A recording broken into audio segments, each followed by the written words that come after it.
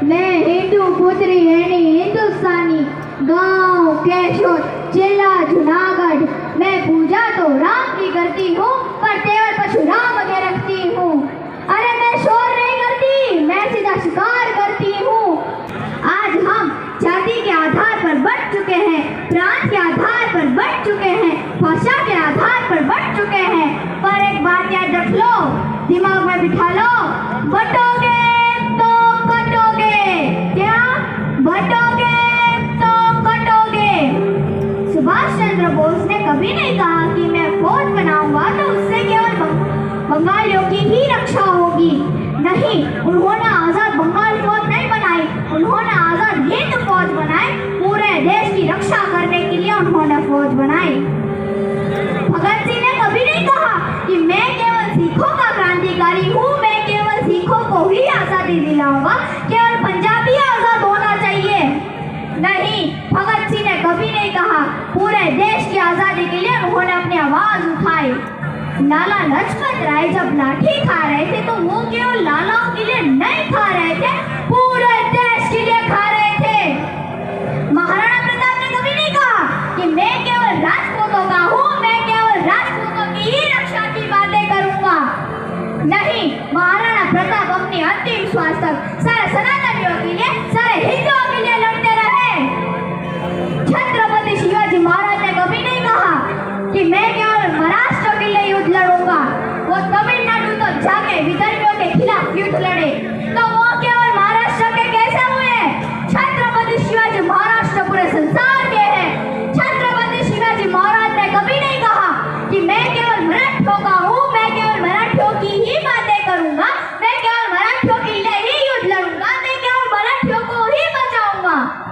नहीं, छत्रपति शिवाजी महाराज ने कभी नहीं कहा। छत्रपति शिवाजी महाराज पूरे दुनिया के हिंदुओं के लिए, सारे सनातनियों के लिए लड़ते रहे। और आज हम जाति के आधार पर, प्रांत के आधार पर, भाषा के आधार पर, महापुरुषों के आधार पर आपस में युद्ध लड़ रहे हैं। ये सनातनों की, हिंदुओं की सबसे बड़ी कमजोरी है। महापुरुषों को भी आपस में घिसान कर रहे हैं, आपस में विवाद कर रहे हैं। इससे खराब समय हिंदुओं के लिए इस देश में नहीं हो सकता। हमें सिखाया जाता है कि हम सब बराबर हैं, और हम कैसे बराबर हैं? हम गाय को चारा खिलाते हैं, पर विधर्मी लोग गाय को ही चारा बना के खा जाते हैं। हम अपने चूल्हे पे बोने की पहले गाय को रोटी खिलाते हैं, और विधर्मी लोग अपनी रोटी के साथ गाय को थाली में पिरोस के खा जाते हैं। अरे हम कैसे हो सकते हैं? अरे हम कभी भी एक नहीं हो सकते, हम कभी भी बराबर नहीं हो सकते। हमारा सिर्फ एक ही उद्देश्य है, सनातनी भाई भाई, जातिवाद की खत्म लड़ाई। हमारा स्वभाव है कि हम भाईचारा निभाते हैं, पर विधर्मी लोग हमें चारा बना के खा जाते हैं, क्योंकि वो उनका स्वभाव है। अगर हमें भाईचारा निभाना है तो हमारे सनातनी भाई बहनों के साथ भाईचारा निभाइए, ना किसी विधर्मी लोगों के साथ भाईचारा निभाइए। क्योंकि होली, धुलेंडी, दिवाली, रामनवमी, जन्माष्टमी और ऐसे कई त्योहारों पर हम विधर्मी लोगों से सामान खरीदते हैं, उन लोगों को पाल पोस के बड़ा करते हैं, और वही हमारी बहन बेटे को लव जिहाद का शिकार बना दिया। एक विधर्मी लड़का गली में सब्जी बेच रहा है और शाम होते ही स्पोर्ट्स बाइक लेके बाजार में सीट डाल रहा है। एक मामूली लड़के के पास इतनी महंगी कहाँ से आई गाड़ी? सोचो, कौन दे रहा उसे ये सुविधा? क्यों दे रहा उसे ये सुविधा? एक बार फिर कहती हूँ, लव जिहाद के शिकार से अपनी बहन और बेटियों को बचाइए। हमारे बीच में जो छूत अछूत का जहर आ गया है, ये जो ऊंच नीच का जहर आ गया है, ये जो तिरस्कार का भाव आ गया है, इन सबको हम समाप्त करके सनातनी एक हो जाए। नवरात्रि में हम दुर्गा की पूजा करते हैं, जय दुर्गा जय दुर्गा जय दुर्गा, और उसके साथ साथ अपनी बेटी को भी दुर्गा बनाना है। आज वर्तमान समय की मांग है, केवल दुर्गा की पूजा ना करो, दुर्गा को पास ना करो, केवल दुर्गा का व्रत ना रखो, क्योंकि हमारी बेटी को हमको दुर्गा बनाना है।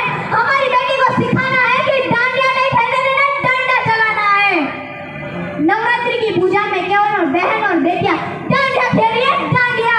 अरे डांडिया खेलो शाम में, पर दिन में डंडा चलाना सीखो, क्योंकि उन लोगों के पास AK-47 है और हमारे पास डंडा भी नहीं है।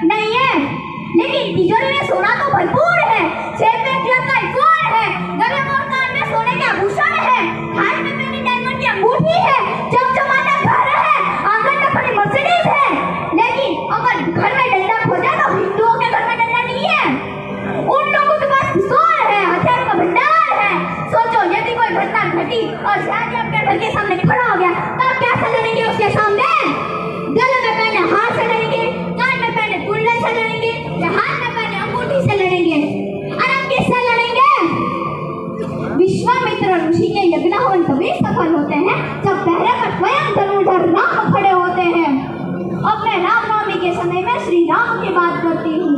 राम बनना इतना आसान नहीं है। सोचो, जो आदमी कल राजा बनने वाला था वो 14 साल तक जंगल में रहेगा। जंगल में भी शांति नहीं है, कहीं राक्षस है, धर्म है, दूषण है। फिर दुनिया का सबसे ज्यादा ताकतवर राजा उनकी पत्नी सीता का अपहरण कर लेता है। और रावण कोई ऐसा वैसा राजा नहीं है, तो दुनिया में सबसे ज्यादा ताकतवर है, ज्ञानी भी है। अभी अपनी पत्नी को बचाने के लिए उससे युद्ध लड़ना है। इतनी स्ट्रगल के बाद अपनी पत्नी का मिलना, उसके बाद राजा बनने के बाद एक धोबी का सवाल उठाना, अपनी पत्नी को वन भेजना, गर्भवती पत्नी का वन जाना। वो राजा होने के नाते ऐसा कर तो रहे थे, पर खुद घर में राजसी तरीके से नहीं रहते, जमीन पे सोते हैं। उधर तो बच्चे हैं लव कुश, जिससे भाग नहीं मिल पा रहा। कितनी स्ट्रगल है, भाग का राजा होते हुए बच्चों से ना मिल पाना। बच्चे राम का गीत गाते हुए अयोध्या आ रहे हैं, तब जाके पता चलता है कि ये मेरे बच्चे हैं।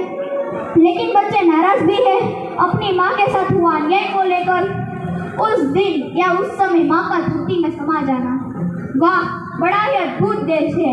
यहाँ राम हुए हैं या नहीं हुए, इस बात का मुकदमा सुप्रीम कोर्ट में 30 साल तक चला। न्याय के देवता को न्याय के मंदिर में पुष्ट करना पड़ा कि वो वहाँ ही पैदा हुए हैं जहाँ उनका मंदिर बना है। वाह, बड़ा ही अद्भुत देश है। और विडम्बना देखिए, जब आखिरी चरणों में मुकदमा था, उसी दिनों में रामनवमी की छुट्टी पड़ गई, तो सुप्रीम कोर्ट बंद हो गया। तो जज से पूछा गया कि अगर राम हुए ही नहीं थे तो छुट्टी क्यों हुई, और अगर छुट्टी हुई है तो राम हुए ही होंगे ना। भगवान राम का मंदिर बना तो पूरे देश ने खुशी बनाई, पर उन लोगों ने कहा कि हमारा वक्त आएगा तब हम मंदिर तोड़ देंगे। और उसने ये बात नेशनल टेलीविजन पे बोली, और हमारे देश के नौजवान मोबाइल में रील देखने में व्यस्त है। अरे फाड़ दूंगी विधर्मियों की छाती अगर उसने सनातनी धर्म के लोगों के खिलाफ सोचने की भी जरूरत की। पहले नारा होता था हम दो हमारे दो, और अब एक नारा है शेर का बच्चा एक ही अच्छा। क्या नारा? शेर का बच्चा एक ही अच्छा।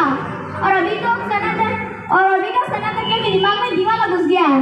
कहते हैं बच्चा ना बच्ची नींद आए अच्छी। क्या कहते हैं? बच्चा ना बच्ची नींद आए अच्छी। और पता है विधर्मी लोग क्या कहते हैं? हम पांच हमारे 75 सबके याद नहीं ईंट और पत्थर। पर मैं आज उन लोगों को कह देती हूँ, कान खोल के सुन लो, तुम किसी भी तरीके से हमको मिटाने की कोशिश करोगे, सरहद में हमलों से, देश में आतंक से या नौ जहाज से, पर सामने एक सनातनी खड़ा पाओगे जो आंखों में आंखें डालकर सीना ठोक के कहेगा हिम्मत है तो वाह, ये खड़ा है सनातनी। सियावर रामचंद्र भगवान की जय, पवन सुत हनुमान की जय, ओम नमो पार्वती पते हर हर महादेव। 1000 રૂપિયા આ ઢીંગલીને